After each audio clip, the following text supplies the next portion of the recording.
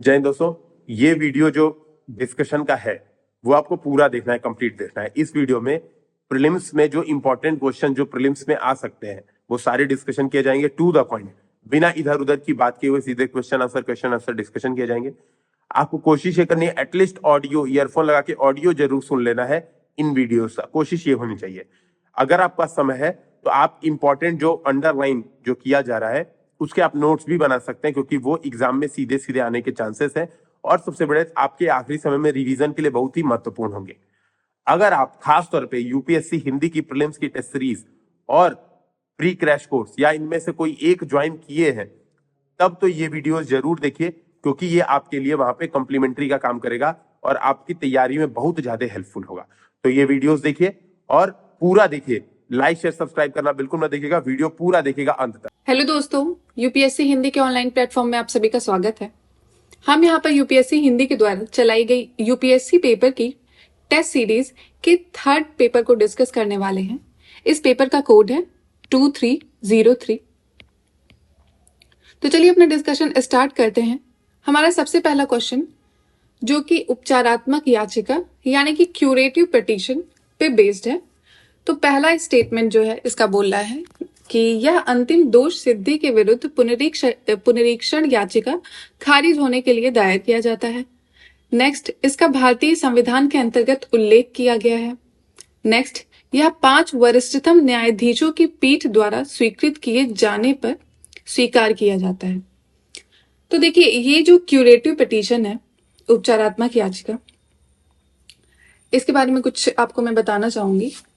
इसका सबसे पहले ये जो है पिटीशन का इवॉल्व हुआ है, ये सबसे पहले कब स्टार्ट हुई है, एक सुप्रीम कोर्ट का केस था, Rupa Ashok Hurra versus Ashok Hurra and another cases 2002। तो ये जो 2002 का केस था, इसके द्वारा ही पहली बार ये जो ये क्यूरेटिव पिटीशन है ये अवधारणा में आई थी। तो ये जो है इसका अगर देखा जाए हम कहाँ से इसको पावर मिलती है, तो कॉन्स्टिट्यूशन का अगर आर्टिकल 137 देखते हैं तो आर्टिकल 137 के अंतर्गत इसको पावर मिलती है, जिसमें ये कहा जाता है कि कोई भी यदि सुप्रीम कोर्ट ने कोई भी अपना जो रूल और लॉ को जो बनाया है, यदि उसमें अगर वो चेंज करना चाहते हैं, सुप्रीम कोर्ट के पास पावर है कि अपने द्वारा दिया गया कोई रूल, कोई जजमेंट, ठीक है, तो उसको वो खुद रिव्यू कर सकते हैं समय समय पे, जब भी वो चाहें।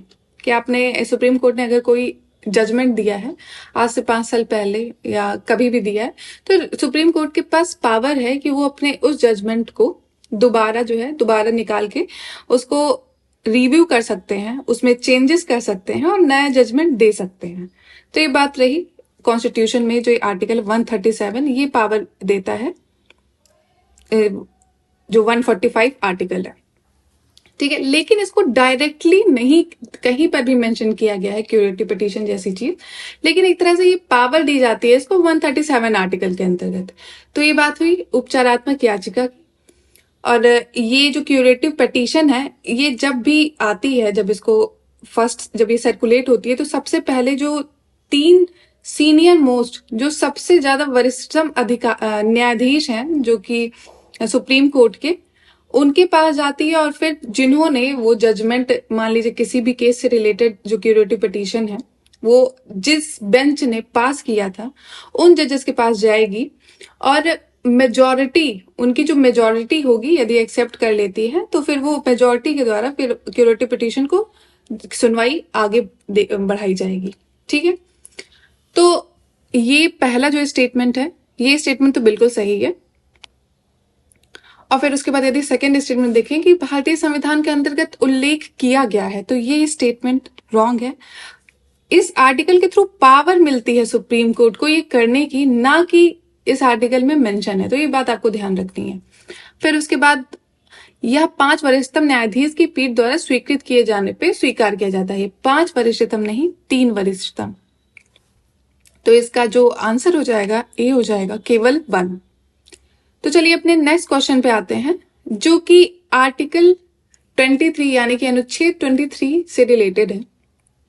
तो इसमें कुछ स्टेटमेंट दिए हैं, तो हमें ये बताना है इनमें से कौन सा जो ये काम है जो कि वॉयलेट कर रहा है, उल्लंघन करता है आर्टिकल 23 का। तो इसको जानने से पहले हमें ये जानना होगा कि आर्टिकल 23 है क्या। देखिए, आप जानते हैं आर्टिकल 23 है, 24 है, ये है एक्सप्लॉइटेशन के विरुद्ध आर्टिकल, ठीक है। शोषण के विरुद्ध अधिकार आते हैं 23 और 24 के अंतर्गत। 23 जो आर्टिकल है, तो इसके अंतर्गत क्या होता है, जितने भी वुमेन है, चिल्ड्रन है, ठीक है, उनका जो ट्रैफिकिंग की जाती है, या कोई भी जो मैन है, वुमेन है, बच्चे हैं, इनको खरीदा बेचा नहीं जा सकता है, ठीक है। इनके साथ ये प्रोस्टिट्यूशन, देवदासी और ये जो स्लेव की प्रथा है, ये नहीं की जाती है। तो ये चीजें मेंशन है आर्टिकल 23 में, जो कि ट्रैफिकिंग की बात करता है। और एक चीज हमें ध्यान रखनी है, ये सिटीजन और नॉन सिटीजन, समझ रहे हैं, जो हमारे इंडियन सिटीजन है और जो फॉरेनर हो गए जो कि नॉन सिटीजन है, उन दोनों को ये प्रोवाइड किया जाता है आर्टिकल। देखिए, कुछ आर्टिकल हैं हमारे कॉन्स्टिट्यूशन में जो कि सिर्फ और सिर्फ इंडियन सिटीजन को मिलते हैं, और उनके सिवा जो आर्टिकल हैं वो इंडियन सिटीजन और फॉरेनर दोनों को मिलते हैं।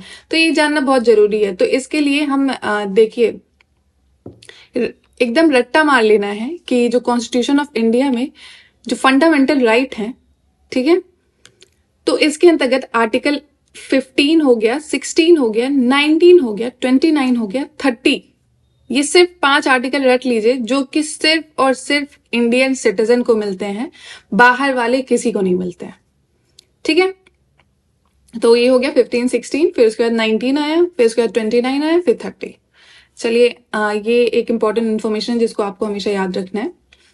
तो अब ये पता चल गया, ये सिटीजन और फॉरेनर दोनों को मिलते हैं, और ये ट्रैफिकिंग से रिलेटेड है, ठीक है। तो ट्रैफिकिंग से रिलेटेड है, और उनके साथ जो एक्सप्लॉइटेशन होता है उससे रिलेटेड है, क्योंकि 23, 24 राइट अगेंस्ट एक्सप्लॉइटेशन है। तो अब पहला स्टेटमेंट बोला है, राज्य सरकार की किसी शिक्षक के संबंधित सरकार द्वारा सामाजिक लेकिन गैर शिक्षण गतिविधियों में संलग्न होने के आदेश दिया जाना। तो ये स्टेटमेंट तो कहीं से भी रेलेवेंट नहीं है। फिर उसके बाद, नेपाल से किसी प्रवासी द्वारा न्यूनतम मजदूरी से कम पर किसी निर्माण स्थल पर कार्य किया जाना। तो आप देख रहे हैं, यहाँ पे कहीं ना कहीं इंडिकेशन दिया जा रहा है कि जो मजदूर आया है, बाहर से आया है, कहाँ से आया है, नेपाल से आया है, इंडिया का सिटीजन नहीं है, ठीक है। तो उसको जो है न्यूनतम मजदूरी, जो कि मिनिमम लेबर जो प्रोवाइड किया जाना, उससे भी कम दिया जा रहा है। तो इसका मतलब कहीं ना कहीं उसका जो है एक्सप्लॉइटेशन हो रहा है, ठीक है, उसका शोषण हो रहा है। तो यहाँ पे आपको थोड़ा हिंट मिल जाएगा कि शोषण की बात हो रही है। फिर उसके बाद, नौकरी के इच्छुक किसी पात्र महिला को सरकारी कार्यालय द्वारा रोजगार से इनकार किया जाना। नहीं, तो यहाँ पे तो थोड़ा आपको खुद समझ में आ रहा होगा। फिर सरकारी कर्मचारी की महंगाई भत्ता ना बढ़ाने का निर्णय। तो इसका सारे स्टेटमेंट पढ़ने के बाद आंसर बी लगता है, जो कि एकदम फिट बैठता है, जहां पे आप देख रहे हैं एक्सप्लॉइटेशन हो रहा है, ठीक है। कोई बाहर से, नेपाल से एक हमारे वहां आया है, तो ये सिटीजन ऑफ इंडिया नहीं है। और आप जानते हैं जो आर्टिकल 23 है वो सिटीजन और नॉन सिटीजन दोनों को मिलता है। और कौन कौन से आर्टिकल जो है हमारे सिर्फ सिटीजन ऑफ इंडिया के लिए हैं, तो हो गया 15, 16, 19, 29, 30। तो चलिए अपने नेक्स्ट क्वेश्चन पे आते हैं, जो कि बात करता है, भारतीय संविधान अपने नागरिकों को आंशिक रूप से सम्मेलन का अधिकार, ठीक है, प्रदान करता है। निम्नलिखित में से कौन सा अधिकार पर उचित प्रतिबंध लगाने का अधिकार आधार हो सकता है। देखिए, ये जो क्वेश्चन है ये बात कर रहा है राइट टू असेंबल, सम्मेलन का अधिकार, ठीक है। असेंबल का मतलब हो गया, सम्मेलन हो गया कि एक से ज्यादा लोग इकट्ठा हो रहे हैं कहीं पे, ठीक है, किसी भी चीज के लिए, किसी भी पर्पस के लिए, तो वो हो गया राइट टू असेंबल। तो इस पे ये किसके अंतर्गत आता है, तो आप जानते हैं आर्टिकल 19 है। आर्टिकल 19 का जो पार्ट 2 है वो आता है राइट टू असेंबल, ठीक है। देखिए, ये जो आर्टिकल 19 है इसमें करीब हमारे पास 6 आर्टिकल हैं। तो ये जो 6 आर्टिकल हैं ये 1, 2, 3, 4 करके, तो चलिए इनको पहले आर्टिकल्स को देखते हैं।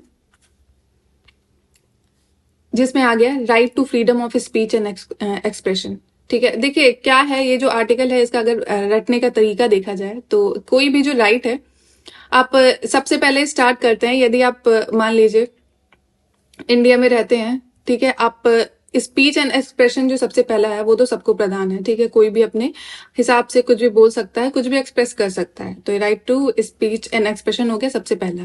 देखिए जब right to speech and expression मिलेगा तो आप किसी ना किसी से तो बोलना चाहते होंगे, तो आप किसी से बोलेंगे, तो मान लीजिए आपका दोस्त है, ठीक है, आपके जान पहचान वाले हैं, तो फिर आपको असेंबली का भी अधिकार होना चाहिए, सम्मेलन का भी अधिकार होना चाहिए, ताकि आप कहीं पर पीसफुली असेंबल होके बातचीत कर सकें। ठीक है, ये बात है। फिर अगर आप बातचीत करेंगे अपने दोस्तों के साथ तो हो सकता है आप लोग कोई यूनियन बना लें, ठीक है, एसोसिएशन बना लें। देखिए ये तरीका है आप किस तरह से रिलेट करें। मैं आपको सिर्फ एक एग्जांपल दे रही हूँ, आप इन सबको एक दूसरे से रिलेट करके रट सकते, क्योंकि ये जो आर्टिकल है ये बहुत ही इंपॉर्टेंट, जैसे हो गया फंडामेंटल राइट है। आप देखते हैं हर बार एग्जाम में, चाहे यूपीएससी हो चाहे यूपी पीसीएस, कोई भी आप स्टेट लेवल एग्जाम दे रहे हैं, तो सब में फंडामेंटल राइट से रिलेटेड तो क्वेश्चन आपको हमेशा मिलेंगे। तो इन सबको बहुत अच्छे से याद करना है। आर्टिकल 19 तो बहुत ही इंपॉर्टेंट है। 19, 20 तो समझ लीजिए यूपीएससी का फेवरेट आर्टिकल है। ठीक है, आप पिछले 5-6 साल के क्वेश्चन उठा ले, आपको हमेशा इन 2 आर्टिकल से तो क्वेश्चन मिलेगा ही मिलेगा। तो चलिए ये बात हुई। पहले मैंने बताया कि अगर आप बातचीत कर रहे हैं, ठीक है, तो सबसे पहला आपका आर्टिकल हो गया स्पीच एंड एक्सप्रेशन का। आप बातचीत किससे कर रहे हैं, ठीक है, तो आपको असेंबली का मिलना चाहिए, क्योंकि आप अगर बात करेंगे तो आप असेंबली बनाएंगे, अपने दोस्तों को मिलजुल के ही बात करेंगे तो आपकी असेंबली बनेगी। एक से फिर ज्यादा दोस्त आ गए, फिर अब ज्यादा है तो फिर और ज्यादा आ सकते हैं, तो उनसे यूनियन बन जाएगा। ठीक है, आपने यूनियन बना लिया, एसोसिएशन बना लिया, ठीक है। और फिर जब आप जानते हैं बहुत सारे दोस्त जब एक साथ मिलते हैं तो क्या होता है, गोवा ट्रिप होती है। अब जब गोवा ट्रिप होगी तो आपको कहीं पे, मान लीजिए आप रहते हैं, वहां से आपको कहीं और जाना है, मान लीजिए आप गोरखपुर में रहते हैं, आपको वहां से गोवा जाना है, तो आपको जाने के लिए फ्री मूवमेंट की जरूरत है, ठीक है, ताकि आप पूरे इंडिया में हर जगह पे फ्रीली मूव कर सके। तो ये हो गया article 4, freely through out the territory of India. अब कहीं पे आप जाएंगे, मान लीजिए गोवा गए, आप वहां पे रहना भी आपको पड़ेगा। मान लीजिए बहुत ज्यादा पसंद आ गई आपको जगह, तो वहां पे रहने का, वहां पे सेटल होने का हमारे पास अधिकार होना चाहिए, ठीक है। तो उसके बाद आ गया सेटल और डिसाइड। और वहां पे रहने लगे तो आप जान रहे हैं कि इतना तो पैसा आपके पास है नहीं, अभी आप स्टूडेंट हैं, हो सकता है आप में से कुछ लोग जॉब कर रहे हैं, तो आप जब वहां पे जाएंगे तो आपको कुछ ना कुछ रोजगार चाहिए ताकि आप अपना जीवन यापन कर सकें। तब वहां पे प्रैक्टिस, आपका जो प्रोफेशन है, ठीक है, ऑक्यूपेशन है, बिजनेस है, तो उसको कर सके। तो ये बात हुई हमारे आर्टिकल 19 की। आप इसका जो है रट्टा मार सकते हैं इस तरह से, मतलब आप एक तरह से कनेक्शन बना के इसको याद कर सकते हैं। तो इसका जो सम्मेलन का अधिकार है, तो इसमें बोला जा रहा है कि इसके अंतर्गत प्रतिबंध लगाया गया है इस पे। तो कौन सा जो स्टेटमेंट है इनमें से, तो पहला स्टेटमेंट लोक व्यवस्था और नैतिकता का और शालीनता। फिर नेक्स्ट लोक स्वास्थ्य और राज्य की सुरक्षा। फिर नेक्स्ट लोक व्यवस्था और लोक स्वास्थ्य। फिर भारत की संप्रभुता और अखंडता। देखिए ये जो असेंबली पीसफुली है, ये सबको आर्टिकल जो है प्रोवाइड है, ये राइट। लेकिन यदि ये जो राइट है, अगर भारत की संप्रभुता और अखंडता पे कुछ भी आंच आ रही है इसकी वजह से, सोवरेनिटी और इंटीग्रिटी ऑफ इंडिया, तो फिर यहाँ पे इस रिस्ट्रिक्शन लगती है, ठीक है। तो ये बात हुई आर्टिकल 19(2) की। तो इसका आंसर हो जाएगा 3 का डी। देखिए हमारी जो टेस्ट सीरीज है यूपीएससी हिंदी के द्वारा, जो टेस्ट सीरीज प्रीलिम्स की चलाई जा रही है, इसका बैच जो है 16 अक्टूबर से स्टार्ट है। आपको इसकी सारी डिटेल मिल जाएगी, आप इन नंबर्स पे कॉल कर लीजिए, ठीक है। और इसका फीस स्ट्रक्चर आप देख सकते हैं, काफी नॉमिनल फीस है। तो चलिए अपना नेक्स्ट क्वेश्चन देखते हैं, जो कि बात कर रहा है निम्नलिखित में से कौन सा सार्वभौमिक वयस्क मताधिकार का उद्देश्य है। तो सार्वभौमिक मताधिकार का मतलब क्या हो गया, यूनिवर्सल एडल्ट फ्रेंचाइज। तो ये जो है इनमें से 3 स्टेटमेंट है, इनमें से 3 स्टेटमेंट जो है बताना है कि कौन सा उद्देश्य है कौन सा नहीं है। तो पहला जो स्टेटमेंट है ये बोल रहा है जन सामान्य के सार्वभौमिक स्वाभिमान और प्रतिष्ठा को बढ़ाना। फिर समानता के सिद्धांत को प्रतिष्ठित करना, उत्तरदायी सरकार की स्थापना को सुनिश्चित करना। ठीक है, देखिए ये जो यूनिवर्सल एडल्ट फ्रेंचाइज है, ये इसका मतलब आप जानते होंगे कि जो इंडिया में जितने भी हम सारे जो 18 साल से ऊपर लोग हैं उनको वोट देने का जो अधिकार है, इसे कहते हैं यूनिवर्सल एडल्ट फ्रेंचाइज या फिर सार्वभौमिक वयस्क मताधिकार। ठीक है, तो ये जो राइट है ये सबको प्रोवाइड किया गया है इंडिया में। ठीक है, तो इसका जो पहला स्टेटमेंट बोल रहा है, इसका ऑब्जेक्टिव क्या है, ताकि हम जो जितने भी लोग हैं उनको सेल्फ रिस्पेक्ट और प्रेस्टीज का भाव मिल सके। आप नहीं फर्क पड़ता है किस कास्ट से बिलोंग करते हैं, किस क्लास से बिलोंग करते हैं, आपकी कास्ट क्लास या फिर आप कितना एजुकेटेड है कितना नहीं है, सबका जो वोट देने का अधिकार है, सबको एक ही क्वांटिटी दी गई है जो कि एक है। आप हर एक बंदे का वोट बिल्कुल जो है सेम इक्वालिटी जो है इसको दिखाता है। तो ये बात हुई सबकी सेल्फ रिस्पेक्ट की और प्रेस्टीज की, जो कि कॉमन पीपल है, जो आम जनता है, उनकी बात है। फिर उसके बाद बोल रहा है कि इक्वालिटी को प्रमोट करता है, कि जो कि समानता का अधिकार है, समानता का अधिकार जो है इसको अपहोल्ड करता है। तो ये बात हुई। फिर जो लास्ट में बोल रहा है कि ये उत्तरदायी सरकार यानी कि जो रिस्पॉन्सिबल गवर्नमेंट है उसको इंश्योर करता है कि नहीं। देखिए इसका गवर्नमेंट से नहीं लेना देना है, इसका जो है हमारे इंडियन सिटीजन है उनसे लेना देना है। तो पहला दूसरा स्टेटमेंट है सही हो जाएगा, लेकिन थर्ड स्टेटमेंट हमारा रॉन्ग है, तो इसका आंसर हो जाएगा चौथे का बी। तो चलिए अपने नेक्स्ट क्वेश्चन पे आते हैं। निम्नलिखित में से कौन नरेंद्र मंडल और भारतीय रियासत के अन्य प्रतिनिधियों के साथ वार्ता करने के लिए संविधान सभा द्वारा नियुक्त वार्ता समिति के सदस्य थे? देखिए नेगोशिएटिंग कमेटी जो थी ये एक बनाई गई थी जब कॉन्स्टिट्यूएंट असेंबली जब बनी थी हमारी, आप जानते हैं कैबिनेट मिशन आया था, उसके बाद कॉन्स्टिट्यूएंट असेंबली को बनाया गया था। तो इस कॉन्स्टिट्यूएंट असेंबली में टोटल सीट थी 389, जो कि आप बहुत अच्छे से जानते हैं। फिर उसके बाद इसमें से जो सीट थी 292 वो जो ब्रिटिश प्रोविंस थी उस वक्त इंडिया में, जो ब्रिटिशर्स के अंतर्गत आती थी, उनको दी गई थी। और बाकी जो 93 थी ये दी गई थी प्रिंसली स्टेट्स को। ठीक है, और 4 बची जो कि चीफ कमिश्नर प्रोविंस थी, जो कि दिल्ली थी, कुर्ग थी। ठीक है, और बलूचिस्तान था, और अजमेर और मेरठ वाला जो रीजन है उनके लिए 4 जो है कमिश्नरेट प्रोविंस थी। और बाकी जो थी ये प्रिंसली स्टेट और जो ब्रिटिश इंडिया के अंतर्गत जो स्टेट आती थी उनके लिए थी। तो ये जो संविधान सभा में जो मेंबरशिप थी, तो किस तरह से जो प्रिंसली स्टेट के जो मेंबर हैं, ये जो 93 मेंबर हैं, इनको किस तरह से नियुक्त किया जाएगा, ठीक है, क्या क्राइटेरिया होगा उनको इंक्लूड करने का।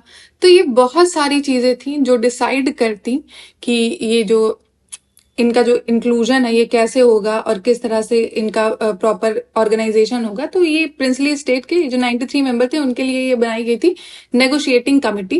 क्योंकि आप जानते हैं कि जब ये बात हुई, ब्रिटिशर्स ने कहा कि जब इंडिया छोड़ के जाना है तो प्रिंसली स्टेट के पास काफी अधिकार थे, वहां के जो राजा थे उनके पास बहुत सारे अधिकार थे, तो उनको डर था कि उनके जाने के बाद वो अधिकार भी उनके चले जाएंगे। तो एक ये जो नेगोशिएटिंग कमिटी इसलिए बनाई गई थी ताकि जो उनके अधिकार हैं, ताकि उनके बीच में कोई दिक्कत ना है, इंडिया जो है टूटे ना। तो ये मेन पर्पस था नेगोशिएटिंग कमिटी का।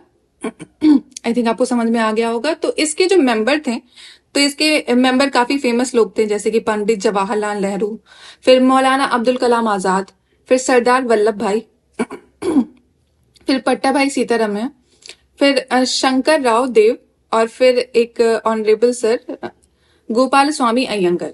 ठीक है, ये लोग कुछ इसके मेंबर थे, आप देख सकते हैं। इसका जो पहला स्टेटमेंट है ये भी सही है, ये भी सही है, ये भी थे, सीतारमैया जी भी थे। तो इसका आंसर हो जाएगा डी 1 2 3 4। तो चलिए नेक्स्ट क्वेश्चन पे आते हैं, जो कि बात कर रहा है इनमें से इसे भारतीय संविधान का अनूठी विशेषता के रूप में वर्णित किया जाता है या सामाजिक और आर्थिक लोकतंत्र के आदर्श को बढ़ावा देने में निमित्त है। या भारत के कल्याणकारी राज्य स्थापित करना चाहता है। तो देखिए ये किसकी बात हो रही है। ये सामाजिक और आर्थिक, सोशो इकोनॉमिक। आपको पता है जहां पर भी सोशो इकोनॉमिक आता है, सोशो इकोनॉमिक आइडियल हो गए, ठीक है, सामाजिक आर्थिक आइडियल हो गए, तो ये किसकी बात होती है? डीपीएसपी यानी कि directive principle of state policy, राज्य की नीति निदेशक तत्व। ठीक है, तो यहाँ पे ज्यादा हमको सोचने की जरूरत नहीं है, हम सिंपली लगा सकते। कहीं पे भी देखिए, आपको ये चीज ध्यान रखना है, जो सोशो इकोनॉमिक आइडियल है, किस तरह से हमारा जो इंडिया का जो लॉ मेकर है, हमारा जो विधायिका है, वो किस तरह से लॉ बनाएगी, ठीक है, क्या तरीका होगा कि लोगों का जो वेलफेयर है, लोगों का जो कल्याणकारी राज्य है, वो सुनिश्चित हो पाए। तो ये किसके अंतर्गत आता है? Directive principle of state policy के अंतर्गत आता है। तो इसका आंसर हो जाएगा ए। तो चलिए अपने नेक्स्ट क्वेश्चन पे आते हैं, जो कि संसदीय प्रणाली से रिलेटेड है। देखिए, संसदीय प्रणाली यानी कि जो हमारा, और फिर हो गया अध्यक्षात्मक प्रणाली। देखिए, एक होता है पार्लियामेंट्री सिस्टम, एक होता है प्रेसिडेंशियल सिस्टम। पार्लियामेंट्री सिस्टम क्या होता है? जैसे हमारे इंडिया में आप देख सकते हैं, ठीक है, यहाँ पे जो पार्लियामेंट है, वहां पे एक प्रधानमंत्री होते हैं और उनका एक काउंसिल ऑफ मिनिस्टर होता है, जिसमें कैबिनेट मिनिस्टर भी आते हैं। तो उनका जो पूरा एक काउंसिल होता है, तो वो मेनली रूल करते हैं। और वहीं दूसरी जगह पे एक प्रेसिडेंट होते हैं, जो कि एक उनको भी इलेक्ट किया जाता है, बट वो जो है उनके पास इतनी पावर नहीं होती अगर यदि उनको प्रधानमंत्री से कंपेयर किया जाए। तो इस तरह का जो सिस्टम होता है ना, जहाँ पे पार्लियामेंट्री रूल होता है, जो पार्लियामेंट है, एक तरह से पार्लियामेंट किसको प्रदर्शित कर रहा है? प्रधानमंत्री को। ठीक है, तो इसे पार्लियामेंट्री सिस्टम कहते हैं। तो बहुत सारे दुनिया में जो सिस्टम है, जो कंट्रीज है, कुछ ने पार्लियामेंट्री सिस्टम बनाया है, कुछ ने प्रेसिडेंशियल सिस्टम बनाया है। तो देखिए, ये चीज तो आपको हमेशा याद रखनी है, ये बहुत इंपॉर्टेंट है, इस रिलेटेड क्वेश्चन आता है यूपीएससी में। आपको एकदम जो फीचर है, विशेषताएं हैं पार्लियामेंट्री सिस्टम की और प्रेसिडेंशियल सिस्टम की, वो रट लेनी है।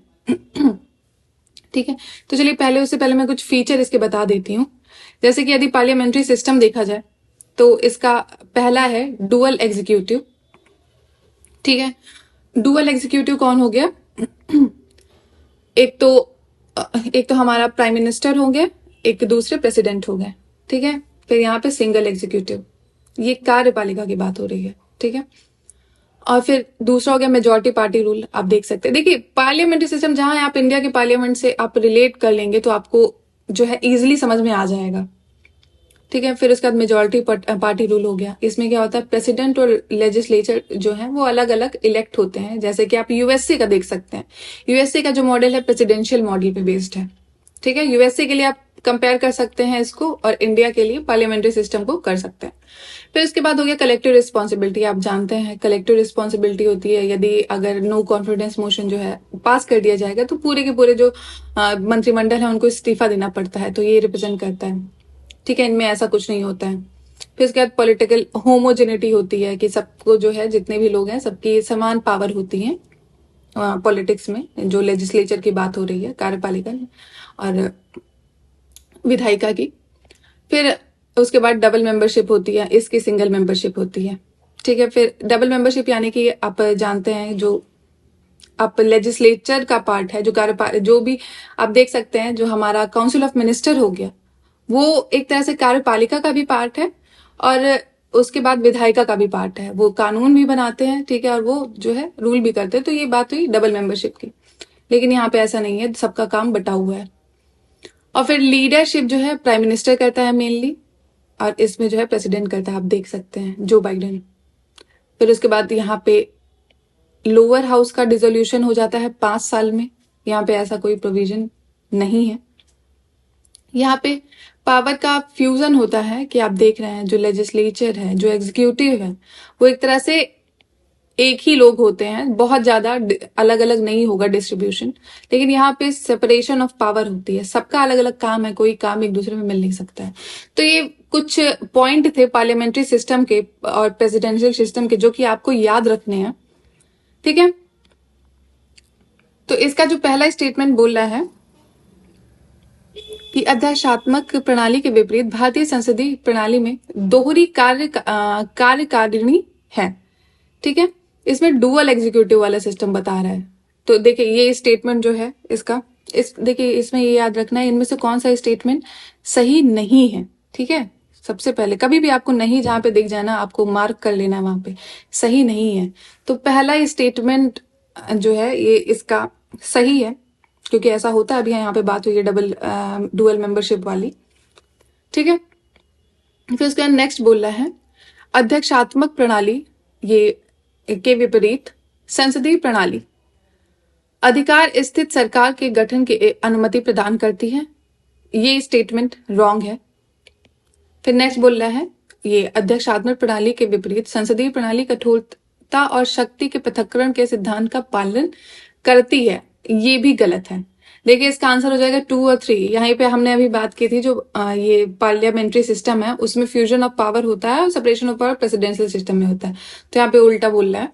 तो इसका आंसर हो जाएगा 2 और 3 सही नहीं है। सिर्फ सही क्या है हमारा पहला स्टेटमेंट। तो चलिए अपने नेक्स्ट क्वेश्चन पे आते हैं जो कि स्वर्ण सिंह समिति से रिलेटेड है। ठीक है, आप जानते हैं स्वर्ण सिंह कमेटी जो है फंडामेंटल ड्यूटी के लिए बनाई गई थी। तो कुछ इसमें जो रिकमेंडेशन थी उसकी जो कि नहीं मानी गई थी, तो हमें वही देखना है। तो पहला स्टेटमेंट बोल रहा है, देखिए स्वर्ण सिंह कमेटी जो है ये इसको जो आप जानते हैं कब 1976 में जब इंदिरा गांधी जी की सरकार थी उस वक्त फंडामेंटल ड्यूटी जो है इंक्लूड की गई थी। पहले हमारे कॉन्स्टिट्यूशन का जब निर्माण हुआ था उस वक्त ये फंडामेंटल ड्यूटी इंक्लूड नहीं थी, हमारे पास सिर्फ फंडामेंटल राइट और डीपीएसपी हुआ करते थे। लेकिन 1976 में स्वर्ण सिंह कमेटी का ऑर्गेनाइजेशन किया गया और उनको ये दिया गया कि आप रिकमेंड करिए फंडामेंटल ड्यूटी क्या क्या होनी चाहिए, क्योंकि हाँ, जैसे हमारे इंडियन सिटीजन्स को फंडामेंटल राइट दिए जाना उसी तरह से उनकी कुछ ना कुछ ड्यूटी है जिनका उनको पालन करना बहुत जरूरी है। तो ये भी दिया गया था। तो इसका जो पहला स्टेटमेंट बोला है कर्तव्यों के गैर अनुपालन का पर अर्थ दंड या दंड। ठीक है, तो ये जो है रिकमेंडेशन दी गई थी कि जो यदि फंडामेंटल जो ड्यूटी है हमारी यदि कोई नहीं उसको करता है, नहीं पालन करता है, तो उसको पनिशमेंट देनी चाहिए। तो पहला जो स्टेटमेंट जिसको जो है इंक्लूड नहीं किया गया था इसको जो है मना कर दिया गया था कि नहीं पनिशमेंट नहीं होगी, लेकिन एक लिस्ट रहेगी जो कि पालन करनी लोगों को ध्यान रखना है। और फिर दूसरा है ड्यूटी टू पे टैक्सेस कि फंडामेंटल ड्यूटी में ड्यूटी टू पे टैक्सेस भी होना चाहिए। तो ये भी स्टेटमेंट रॉन्ग है, सॉरी राइट है, ये भी इंक्लूड था लेकिन इसको जो है इंक्लूड नहीं किया। ये भी दिया गया था रिकमेंडेशन लेकिन इसको जो है डाला नहीं गया था फंडामेंटल राइट ड्यूटी में। तो फिर उसका थर्ड बोला है राज्य और राष्ट्रीय स्तर के चुनाव में पात्र नागरिकों द्वारा अनिवार्य मतदान। तो compulsory voting by eligible citizen in the state and national level election. तो ये जो है ये रॉन्ग है। ऐसा कोई रिकमेंडेशन नहीं दी गई थी स्वर्ण सिंह कमेटी के द्वारा, लेकिन पहले दोनों जो है वो दिए गए थे। तो इसका आंसर हो जाएगा 1 और 2। तो चलिए अपने नेक्स्ट क्वेश्चन पे आते हैं जो कि ब्रिटिश और भारतीय संसदीय प्रणाली के बीच निम्नलिखित अंतरों पर विचार कीजिए। ठीक है, तो इसका पहला स्टेटमेंट बोल रहा है जहां ब्रिटिश संसद बिना किसी सीमा के संप्रभु शक्तियों का प्रयोग करती है, वही भारतीय संसद की शक्तियां संविधान द्वारा सीमित है। तो इसका जो पहला स्टेटमेंट है ये सही है। फिर नेक्स्ट बोल रहा है इंडिया जो है भारत में मंत्री के विधिक उत्तरदायित्व की प्रणाली है, जबकि ब्रिटेन में ऐसी कोई व्यवस्था नहीं है। देखिए ऐसा नहीं है, ये जो लीगल रिस्पॉन्सिबिलिटी वाला सिस्टम जो इंडिया में है वैसा ही कोई ये जो सिस्टम है ये ब्रिटेन में ऐसा है। तो ये जो स्टेटमेंट जो है हमारा ये रॉन्ग हो जाएगा। इसका जो आंसर हो जाएगा 1 हो जाएगा, ए ओनली। तो चलिए अपने नेक्स्ट क्वेश्चन पे आते हैं जो कि बात कर रहा है भारतीय संविधान के प्रस्तावना के संदर्भ में। प्रियम्बल जो इंडिया का है, we the people of India, उसकी बात कर रहा है। तो पहला बोल रहा है कि यह न्यायालय के प्रवर्तनीय नहीं है यानी कि इन्फोर्सेबल नहीं है। आप इसे कोर्ट में जाके ऐसा नहीं कह सकते हैं कि भाई साहब हमारा ये जो प्रियम्बल में लिखा हुआ था we the people of India जो है, फिर उसके बाद हमें सोशो इकोनॉमिक जो राइट है ये मिलने चाहिए, तो ऐसा आप नहीं कर सकते हैं। ठीक है, अगर यदि आपका जो प्रियम्बल से रिलेटेड कोई चीज हनन होती है तो फिर उसका आप कोर्ट में जाके उसको इन्फोर्स नहीं कर सकते। तो ये पहला जो स्टेटमेंट है ये सही है। फिर उसके बाद बोला या विधायिका की शक्ति का स्रोत होने के साथ ही साथ विधायिका की शक्ति का प्रतिबंध भी है। देखिए ये आपको कुछ इंफॉर्मेशन देती हूँ प्रियम्बल के बारे में। बेरोबरी केस आया था, बेरोबरी यूनियन केस 1960 में आया था। तो उसमें सुप्रीम कोर्ट ने दिया था, कहा था कि जो ये जो कॉन्स्टिट्यूशन क्या कहते हैं जो प्रियम्बल है वो कॉन्स्टिट्यूशन का पार्ट नहीं है। ठीक है, लेकिन तुरंत ही 13 साल बाद 1973 में आप जानते हैं फेमस केशवानंदा भारती केस आया था। तो उसमें बोला गया था कि जो पहला वाला जो बेरोबरी केस में जो इन्होंने बोला था कि जो प्रियम्बल है इंडिया कॉन्स्टिट्यूशन का पार्ट नहीं है, इसको हटा के बोला गया कि ये जो प्रियम्बल है ये पार्ट है कॉन्स्टिट्यूशन का। ठीक है, तो ये आपको ध्यान रखना है, प्रियम्बल इंडियन कॉन्स्टिट्यूशन का पार्ट है लेकिन ये इन्फोर्सेबल नहीं है। ठीक है, ये बात आपको ध्यान रखनी है। तो इसका जो आंसर हो जाएगा केवल 1 ओनली हो जाएगा, तो इसका आंसर 10th का ए। और ये कोई भी आप जान रहे हैं, मैंने इसका बताया कि कहीं पे भी जब इन्फोर्सेबल नहीं है तो उसके पास किसी के पास कोई जो लेजिस्लेचर है उसका जो सोर्स ऑफ पावर बताया जा रहा है कि इसमें शक्ति का स्रोत है, तो ऐसा नहीं है। लेजिस्लेचर को जो पावर दी जाती है उस कॉन्स्टिट्यूशन के थ्रू मिलती है, बट प्रियम्बल के थ्रू नहीं मिलती है, तो ये रॉन्ग है स्टेटमेंट। फिर नेक्स्ट बोल रहा है भारत का संविधान स्पष्ट, ये भारत के निवारक निरोध यानी कि प्रिवेंटिव डिटेंशन की बात हो रही है यहाँ पे। आर्टिकल 22 में आता है प्रिवेंटिव डिटेंशन, आपको याद रखना है। निवारक निरोध के संदर्भ में कुछ स्टेटमेंट दिए हुए हैं, तो उनको देखना है। भारत का संविधान स्पष्ट रूप से उपबंध करता है कि निवारक निरोध के अंतर्गत किसी भी व्यक्ति को किसी भी परिस्थिति में 6 माह से अधिक अवधि के लिए निरुद्ध नहीं रखा जा सकता है। देखिए ये जो इन्होंने दिया है टाइमिंग दी है 6 माह की, ये गलत है। ये 3 महीने का टाइम है। ठीक है, कोई भी जो पर्सन है वो 3 महीने से ज्यादा उसको नहीं रखा जा सकता है प्रिवेंटिव डिटेंशन में, जब तक कि यदि कोई अगर मान लीजिए एडवाइजरी बोर्ड की कोई रिपोर्ट है आती है, उसमें बताया जाता है कि इसका जो इस बंदा का जो प्रिवेंटिव डिटेंशन करना है, निवारक निरोध में इसको रखना जरूरी है जब तक ये रिपोर्ट नहीं आ जाती है कि जिसमें और ये जो रिपोर्ट रहेगी ये कोई ऐसा वैसा आदमी नहीं, ये प्रॉपर जो हाई कोर्ट के जज हैं उनसे वो लोग इसमें रहेंगे और वो लोग चेक करेंगे कि क्या कोई बंदे को अगर प्रिवेंटिव डिटेंशन में रखा गया है, ठीक है, ये जरूरी है क्या, अगर उसको हटा दिया जाएगा वहां से, मतलब उसको आजाद कर देंगे तो कोई दिक्कत हो सकती है। तो सब चीजें ध्यान में रखते हुए ये कमिटी जो है, ये एडवाइजरी बोर्ड है, अपनी रिकमेंडेशन देगी, तो उसके बाद ही 3 महीने से ज्यादा इसको एक्सटेंड किया जा सकता है, वरना नहीं किया जा सकता है। ये बात हो गई निवारक निरोध की। ठीक है, फिर उसके बाद इसका पहला जो स्टेटमेंट है ये रॉन्ग हो गया, ये 6 महीना जो दिया था। फिर निवारक निरोध के संबंध में विधायी शक्ति अनन्य रूप से संसद में निहित होती है। Legislative power with regard to preventive detention सिर्फ और सिर्फ किस में होती है, पार्लियामेंट में, ऐसा बोल रहा है।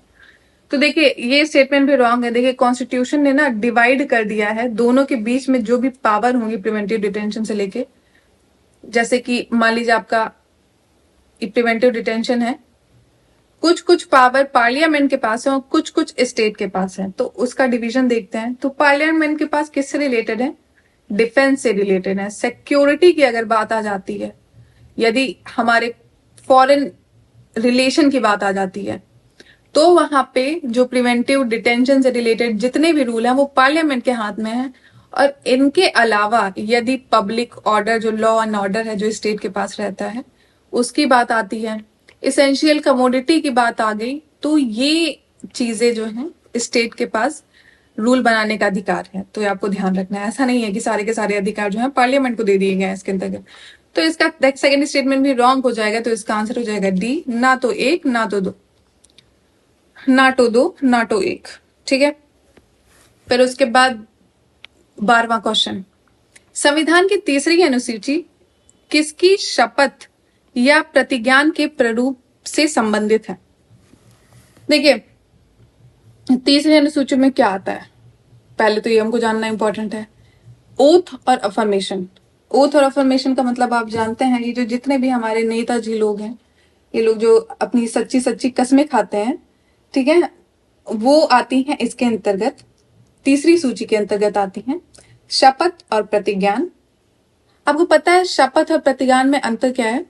देखिए, शपथ क्या होता है, जैसे मैं गीता पे हाथ रखती हूँ, ठीक है, तो वो हो गई शपथ। आप, इसका मतलब आप अगर गीता पे हाथ रख रहे हैं तो आपको गीता में विश्वास है।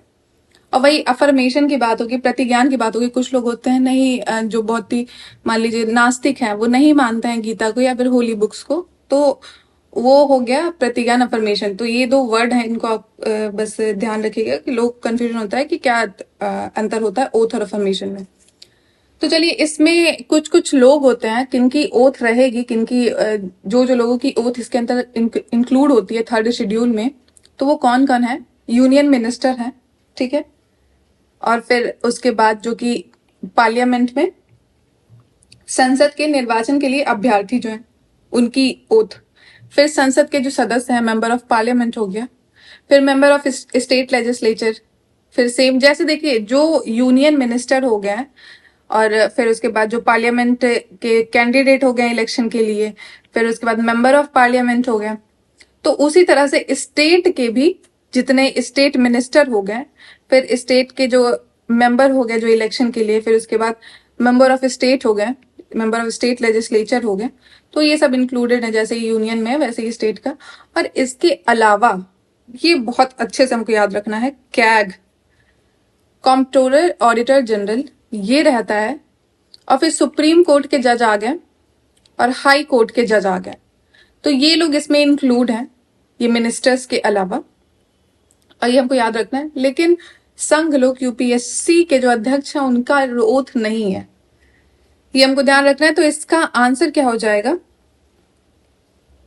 यदि देखा जाए? पहला बोल रहा है राष्ट्रपति की, देखिए राष्ट्रपति की नहीं है, कहीं पे भी राष्ट्रपति की बात नहीं हुई है, तो पहला स्टेटमेंट रॉन्ग होगा। जैसे स्टेटमेंट रॉन्ग हो गया, ये हट गया, ये हट गया। फिर उसके बाद देखेंगे संघ लोक सेवा आयोग, तो जैसे ही दो हटा तो ये भी हट गया, ये दोबारा हट गया, तो हमारे पास क्या बचा? डी। तो चलिए अपने नेक्स्ट क्वेश्चन पे आते हैं। 13वां क्वेश्चन जो कि 1947 की बात कर रहा है। देखिए, 1947 में जो संविधान बना था, संविधान सभा बनी थी, द्वारा अपनाए गए कोई उद्देश्य प्रस्ताव, उद्देश्य प्रस्ताव का नाम क्या था आप जानते हैं, ऑब्जेक्टिव रेजोल्यूशन। ये अडॉप्ट किया गया था कॉन्स्टिट्यूएंट असेंबली में 1947 में। तो उससे रिलेटेड कुछ स्टेटमेंट दिए हैं, वो हमको देखने हैं कि इसमें से क्या क्या जो स्टेटमेंट है इंक्लूड किए गए थे, कौन से नहीं किए गए थे। हाँ, तो ये पहला बोल रहा है, इसने भारत के स्वतंत्र संप्रभु समाजवादी गणराज्य देश की घोषणा की थी। देखिए, आपको देख के लग रहा होगा बिल्कुल सही बोल रहे हैं, लेकिन आपको ये ध्यान आएगा, फिर अभी थोड़ी देर में फिर आपको ध्यान आएगा, अरे नहीं, ये जो समाजवाद वर्ड था, सोशलिस्ट वर्ड था, ये तो था ही नहीं। ठीक है, इसमें सिर्फ क्या था? Independent sovereign Republic. तो इसका जैसे ही आप देखेंगे, पहला आपको यदि पता होगा, बस यहीं पे देखना है छोटा सा, आप अगर इसको एलिमिनेट करेंगे तो पहला जैसे ही गलत हुआ सब गए, बचा बी, तो ये आंसर ऐसे ही निकल जाएगा। लेकिन हम ऐसे ही नहीं निकालेंगे, ठीक है, मान लीजिए थोड़ा आगे और हिंट मिल जाए, मान लीजिए आपको इसमें थोड़ा सा कंफ्यूजन हो, तो फिर इसके बाद और देखते हैं। ये चरण में बोल रहा है, इसने भारत के सभी लोगों की प्रतिष्ठा और अवसर की समानता और विचार और अभिव्यक्ति की स्वतंत्रता की गारंटी दी है। तो ये स्टेटमेंट सही है, ठीक है। फिर उसका नेक्स्ट बोल रहा है, इसने अल्पसंख्यक, दलित और अन्य पिछड़ा वर्ग जो है उनका पर्याप्त रक्षोपाय प्रदान किया। देखिए, बिल्कुल ये भी सही है। ये जो हमारा जो ऑब्जेक्टिव रेजोल्यूशन था, देखिए इसको दिसंबर में 13 दिसंबर में 1946 में जब पहला सेशन हुआ था कॉन्स्टिट्यूएंट असेंबली का, उस वक्त इसको पेश किया गया था, ठीक है, मूव किया गया था यहाँ पे कॉन्स्टिट्यूएंट असेंबली में। फिर एक महीने से थोड़ा ज्यादा समय लग गया, 22 जनवरी आ गई और 1947 आ गया, ठीक है, हम आजादी के बहुत करीब जा रहे थे उस वक्त, तब जाके इसको अडॉप्ट कर लिया गया, ठीक है। एक महीने तक, एक महीने से थोड़ा ज्यादा दिन तक इस पे डिबेट चली, इस पे डिस्कशन चला, फिर उसके बाद इसको अडॉप्ट कर लिया गया कि हमारा ऑब्जेक्टिव रेजोल्यूशन ये होगा। और ऑब्जेक्टिव रेजोल्यूशन का मेन काम क्या था कि किस तरह से हम अपना कॉन्स्टिट्यूशन का निर्माण करेंगे, उसमें क्या क्या चीजों का ध्यान रखना है, ठीक है, क्या चीजें नहीं होनी चाहिए, क्या होनी चाहिए, तो वो सारी चीजें इसमें लिखी गई थी। और उसी को मद्देनजर रखते हुए हमने सारा, जैसे आप यूपीएससी का एग्जाम मान लिया आपको देना है, तो आपने डिसाइड किया कि हमें एग्जाम तक ये पढ़ना है, ये नहीं पढ़ना है, ज्यादा इंस्टाग्राम, व्हाट्सएप, यूट्यूब नहीं चलाना है, ठीक है, और सिर्फ पढ़ाई करनी है, ठीक है, यूपीएससी हिंदी के टेस्ट देने हैं, आंसर राइटिंग करनी है। तो ये सारी बातें आपको ध्यान रखनी होंगी। इस तरह से आपका पूरा साल चलेगा प्रिपरेशन। तो एक तरह से ऑब्जेक्टिव रेजोल्यूशन भी वही था जो आप पूरे साल का प्लान बना रहे हो और उसको कैसे आगे इम्प्लीमेंट करना है। तो ये बात हो गई ऑब्जेक्टिव रेजोल्यूशन की। तो चलिए अपने नेक्स्ट क्वेश्चन पे आते हैं, जो कि संविधान के भाग तीसरे की बात कर रहा है। तीसरे में मूल अधिकारों में निम्नलिखित संशोधन पर विचार करिए। तो ये भाग 3 जो है हमारा, जो थर्ड पार्ट है, ये फंडामेंटल राइट से रिलेटेड है। तो इसका क्रम बताना है, ठीक है। ये सारी जो चीजें, ये सिर्फ रटने वाला क्वेश्चन है, इसमें ज्यादा दिमाग वाली चीज नहीं है। तो आपको अगर पता होगा कब क्या आता है तो आप ये क्वेश्चन लगा लोगे सिंपली। तो अगर देखा जाए, ये जो पहला बोल रहा है आर्टिकल, ये जो 31B है, तो ये देखिए, इसके अंतर्गत मूल अधिकारों के रूप में संपत्ति का अधिकार निरासित करना, ठीक है। तो ये पहला स्टेटमेंट, ये आप जान रहे हैं, ये पहले जो सबसे पहला हमारा कॉन्स्टिट्यूशन का अमेंडमेंट हुआ था 1951, उसके अंतर्गत ये आया था, ठीक है, पहला अनुच्छेद। फिर उसके बाद अगर देखा जाए, ये जो 16 के अंतर्गत पिछड़े वर्गों की शैक्षिक संस्थान का आरक्षण प्रदान करना। फिर तीसरा बोल रहा है अनुच्छेद 31 का के अंतर्गत निःशुल्क और अनिवार्य शिक्षा का प्रदान करना, ठीक है। फिर उसके बाद मूल अधिकारों का उल्लंघन के आधार पर कानूनों को चुनौती दिए जाने के बचाने के लिए उद्देश्य 31 खा को स्थापित किया गया। देखिए, ये सारे जो है आपको रट्टे मारने हैं, इसका ज्यादा कुछ समझाने वाली बात नहीं है इसमें। आप जानते हैं 44th अमेंडमेंट हुआ था, ठीक है, और ये 86 अमेंडमेंट से रिलेटेड है। तो इन सबको अगर देखेंगे तो हमारे पास आंसर आ जाएगा इसका B4132। ये सबसे पहले हुआ था, फिर उसके बाद 1 आएगा, फिर 3, फिर 2। तो चलिए अपने नेक्स्ट क्वेश्चन पे आते हैं, जो कि भारतीय संविधान की प्रस्तावना भारत को गणराज्य के रूप में प्रस्तुत करती है। इस संदर्भ में निम्नलिखित विशेषताओं पर विचार कीजिए। देखिए, जो प्रियम्बल ऑफ इंडिया है, जो कॉन्स्टिट्यूशन में जो टर्म है, कौन सा, रिपब्लिक यानी कि गणराज्य, उसके कुछ फीचर हैं, ये हमको बताने हैं इसमें से कौन से हैं और कौन से नहीं है। तो देखिए, राजनीतिक संप्रभुता एकल व्यक्ति में निहित नहीं है। फिर दूसरा, विशेषाधिकार प्राप्त वर्गों की अनुपस्थिति। फिर नेक्स्ट, सभी सार्वजनिक पद किसी भेदभाव के बिना सभी नागरिकों के लिए खुले हैं। देखिए, ये जो पहला रिपब्लिक जो है, गणराज्य का जो मतलब है, आप जानते हैं, जो भी डेमोक्रेटिक पॉलिटिक्स होती है, जो भी हमारी देखेंगे आप, डेमोक्रेसी या लोकतांत्रिक राज्य व्यवस्था है, वो 2 श्रेणी में उसको वर्गीकृत किया गया है। 2 श्रेणी कौन कौन सी है? एक हो गया राजतंत्र, एक हो गया गणतंत्र। राजतंत्र, ठीक है, एक हो गया ये मोनार्की, और दूसरा हो गया रिपब्लिक, गणतंत्र। तो ये जो गणतंत्र है, रिपब्लिक है, इसकी क्या क्या विशेषताएं हैं यदि देखा जाए तो रिपब्लिक में होता है कि एक हेड ऑफ स्टेट रहेगा, जो कि डायरेक्टली या इनडायरेक्टली कुछ निश्चित समय के लिए उसको इलेक्ट किया जाएगा, ठीक है, वो रूल करेगा उतने समय में, और उस समय बाद उसका जब समय कंप्लीट हो जाएगा तो उसकी जगह पे कोई और आ जाएगा। तो ये बात हुई रिपब्लिक की, ठीक है, जैसे कि आप रिपब्लिक जानते हैं यूएसए, ठीक है। और वही मोनार्की यानी कि राजतंत्र की बात किया जाए तो आपका जो हेड ऑफ स्टेट होता है वो हेरिडिटरी उसके पास पावर होगी, उनका कोई इलेक्शन नहीं होगा, जैसे राजा रानी ब्रिटेन की बात हो गई, वो मोनार्की है। और रिपब्लिक कौन सा हो गया? यूएसए हो गया, हमारा इंडिया हो गया। तो इससे रिलेटेड स्टेटमेंट बोल रहा है, राजनीतिक संप्रभुता एकल व्यक्ति में निहित नहीं है। फिर विशेषाधिकार प्राप्त वर्गों की अनुपस्थिति। फिर नेक्स्ट ये देखिए दोनों स्टेटमेंट बिल्कुल सही है। फिर सभी सार्वजनिक पद किसी भेदभाव के बिना सभी नागरिकों के लिए खुले रहते हैं। तो तीनों स्टेटमेंट बिल्कुल सही है, 1 2 3 डी।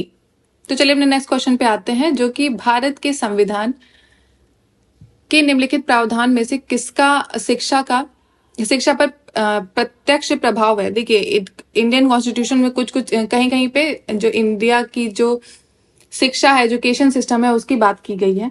तो यदि देखा जाए तो आप जानते हैं एक आर्टिकल 45 है डीपीएसपी का, वो बात करता है किसकी, शिक्षा की बात करती है कि state shall endeavour to provide early childhood care. जो बच्चों का जो शुरुआती दौर में जो चाइल्डहुड केयर होती है और जो एजुकेशन होती है चिल्ड्रन की 6 साल तक, वो स्टेट को प्रोवाइड करनी चाहिए। ये बात हुई डीपीएसपी के अंतर्गत आर्टिकल 45 की। और उसके साथ साथ आप जानते हैं आर्टिकल 21A है, जो कि 86 अमेंडमेंट था, उसके थ्रू ऐड किया गया था। तो इसमें भी बात होती है कंपलसरी एजुकेशन की 21A में, कि जो भी बच्चे हैं 6 से 14 साल के जो बच्चे हैं उनको कंपलसरी एजुकेशन प्रोवाइड की जाएगी।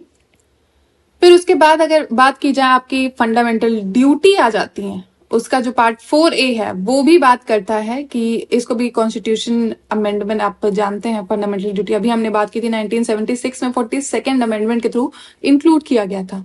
तो इसमें भी जो 11th ड्यूटी है इसकी, जो कि 86 अमेंडमेंट में आई थी, वो भी बात करती है कि जो भी पेरेंट्स हैं, जो गार्डियन है, उनकी जिम्मेदारी है कि अपने बच्चों को एजुकेशन प्रोवाइड कराएं 6 से 14 साल के बीच की उम्र की। ठीक है, तो पहला स्टेटमेंट हमारा बिल्कुल सही है, डीपीएसपी की हमने तुरंत बात की। फिर मूल अधिकार तुरंत बात की। फिर प्रस्तावना की बात हमने की ही नहीं, क्योंकि उसमें ऐसा डायरेक्टली नहीं है, इनडायरेक्टली सोशो इकोनॉमिक डेवलपमेंट की बात होती है, लेकिन डायरेक्टली नहीं है। तो फिर तीसरा स्टेटमेंट हमारा रॉन्ग हो जाएगा। और चौथा मूल कर्तव्य बात हो गई है, तो इसका आंसर क्या हो जाएगा 1 2 4। तो चलिए अपने नेक्स्ट क्वेश्चन पे आते हैं, जो कि भारतीय संविधान के जीवांत दस्तावेज के रूप में वर्णित किया जाता है। क्यों? देखिए जीवांत दस्तावेज, जो भी लोग लिविंग लोग हैं तो उनके बीच में क्या डिफरेंस होता है, जो नॉन लिविंग थिंग है, जो लोग जीवित हैं, जो जीवित नहीं है। आप जीवित है, आपके जिस टेबल पे आप बैठ के पढ़ रहे हैं वो जीवित नहीं है, तो आप में उसमें क्या डिफरेंस है? आप पढ़ रहे हैं, आप मेहनत कर रहे हैं, आप बदल रहे हैं समय के साथ साथ, अपने आप को चेंज कर रहे हैं, लेकिन आपकी टेबल चेंज हो रही है? नहीं हो रही है, वो वैसे की वैसी ही पड़ी है वहां पे। ठीक है, जब तक आप उसको तोड़ेंगे फोड़ेंगे नहीं, वो आपकी मर्जी पे बेस्ड है, तो वो जीवांत नहीं है। जितने भी आपके आसपास की चीजें जो कि जिसमें जीवन नहीं है, वो तभी काम करेंगे जब आप उनसे काम करवाएंगे। तो ये बात होगी जीवांत और नॉन जीवांत की। तो फिर इसका जो आंसर आप अगर स्टेटमेंट देखें तो यह वर्तमान सरकार के दर्शन को प्रतिबिंब करता है, या एक कठोर संविधान है और इसमें सरलता से संशोधन नहीं किया जा सकता है। फिर थर्ड बोल रहा है या अपने कार्यान्वयन के में पर्याप्त सुन्मय है। देखिए फिर नेक्स्ट बोल रहा है यह सभी नागरिकों को मूल अधिकार की गारंटी प्रदान। तो आपको समझ में आ गया जीवांत का मतलब क्या होता है, वो अपने आप को समय के साथ साथ चेंज करता रहता है। तो इसका आंसर हो जाएगा 17 का सी। तो चलिए अपने नेक्स्ट क्वेश्चन पे आते हैं, जो कि निम्नलिखित में से कौन सा धर्मतंत्र का सर्वश्रेष्ठ वर्णन है। धर्मतंत्र यानी कि थियोलॉजी, थियोक्रेसी लॉजी हो गया यदि आप उसको पढ़ेंगे, तो ये थियोक्रेसी क्या हो गया, यानी कि धर्मतंत्र। आप जान रहे हैं धर्म की बात हो रही है, तो इसमें जो भी आपका जो सिस्टम, जो कि आपका कंट्री है, उसको धर्म नेता या तो चला रहे होंगे या तो फिर वो धर्म ग्रंथ के थ्रू चल रहा होगा। ठीक है, तो आप जानते हैं ऐसे जो सिस्टम को क्या कहेंगे हम लोग, धर्मतंत्र या फिर थियोक्रेसी। तो पहला इसका स्टेटमेंट, यह सरकार वह रूप है जहां धार्मिक नेता कुछ धार्मिक ग्रंथों के आधार पर राज्य का संचालन करते हैं, शासन से। तो ये स्टेटमेंट लग रहा है सही है, जो अभी हमने बात की। फिर बोला यह सरकार वह स्वरूप है जिसमें प्रौद्योगिकी विशेषज्ञ सभी निर्णय निर्माण में, भाई ऐसा अगर होने लग जाए ना तो बहुत ही बढ़िया हो जाएगा, बहुत देश आगे जाएगा, लेकिन ऐसा नहीं है। फिर यह धनी लोगों द्वारा संचालित सरकार है, यह जन्म द्वारा उत्तराधिकार के सिंहासन प्राप्त करने वाले व्यक्ति द्वारा संचालित सरकार है।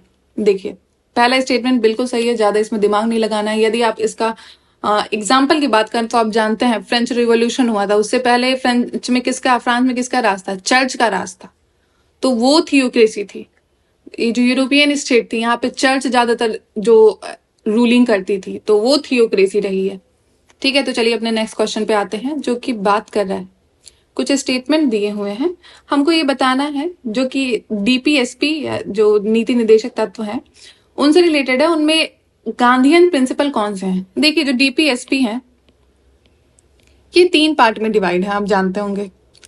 3 पार्ट, पहला तो गांधीयन फिलोसफी पे बेस्ड है कुछ, फिर सोशलिस्ट या फिर समाजवादी फिलोसफी पे बेस्ड है, फिर हो गया लिबरल इंटेलेक्चुअल यानी कि उदार बौद्धिकता, जो कि लिबरल लोग हैं, उदार लोग, और बौद्धिक यानी कि काफी इंटेलेक्चुअल लोग हैं, उनसे रिलेटेड ये है। तो ये 3 चीजों में डिवाइड है, इससे रिलेटेड क्वेश्चन आता रहता है।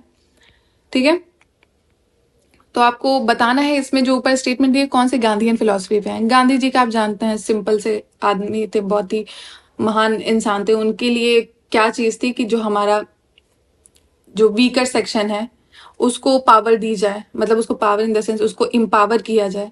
ठीक है, जैसे कि कोऑपरेटिव्स की बात थी, वो ये सब चीजें जो हैं, इनका पंचायत की बात थी, ये किसका आइडिया था? गांधी जी का। तो अगर ऐसा कुछ रिलेटेड आता है, आप गांधी जी के विचारों को आप जानते होंगे, तो आप समझ सकते हैं कि क्या क्या